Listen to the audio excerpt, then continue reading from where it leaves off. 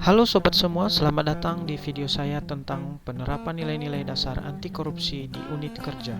Perkenalkan, saya Dr. Andre Servani Lasi, angkatan ke-50 kelompok 3 dengan nomor absen nomor 22 sebagai peserta pelatihan dasar CPNS tahun 2021 BPSDM Provinsi Sumatera Utara dengan pengampu materi Ibu Dr. Haji Dumasari Harahap MSI.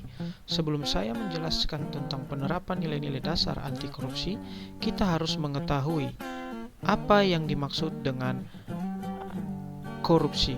Korupsi itu sendiri berasal dari bahasa Latin menurut Vocema Andrae yang berarti corruptio atau corruptus atau corrumper.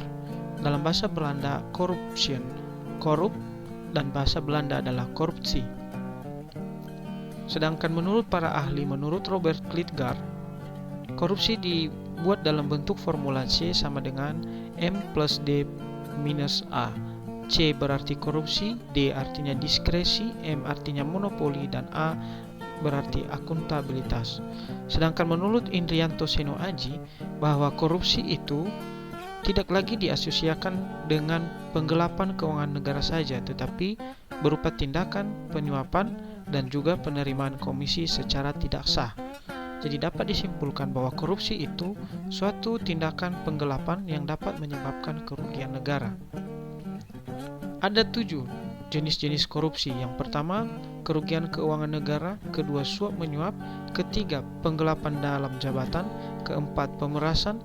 Kelima, perbuatan curang. Keenam, benturan kepentingan dalam pengadaan. Dan ketujuh, gratifikasi. Bagaimana nilai-nilai dasar anti korupsi itu? Ada 9 nilai-nilai dasar anti korupsi. Yang pertama, jujur. Kedua, peduli. Ketiga, mandiri. Keempat, disiplin. Kelima, tanggung jawab. Keenam, kerja keras. Ketujuh, sederhana. Kedelapan, berani. Dan yang terakhir adalah adil. Bagaimana penerapan dari nilai-nilai dasar anti korupsi? Untuk jujur, penerapannya salah satu contohnya menjelaskan kepada pasien secara transparan bahwa pelayanan di puskesmas menerima layanan BPJS tanpa ada pungutan biaya, terkecuali bagi yang tidak memiliki kartu BPJS. Kedua, peduli, contohnya memiliki empati terhadap pasien yang menceritakan keluhannya. Ketiga, mandiri, contohnya mampu melakukan SOP atau menjalankan SOP yang telah berlaku. Keempat, disiplin, contohnya datang tepat pada waktunya. Kelima, tanggung jawab, contohnya menjelaskan hasil dari pemeriksaan yang telah dilakukan kepada pasien. Keenam, kerja keras, contohnya menyelesaikan setiap laporan tepat pada waktunya. Ketujuh adalah sederhana, contohnya berkomunikasi secara sopan dan santun. Kedelapan, berani, contohnya berani melakukan tindakan medis demi keselamatan pasien seperti menjahit luka.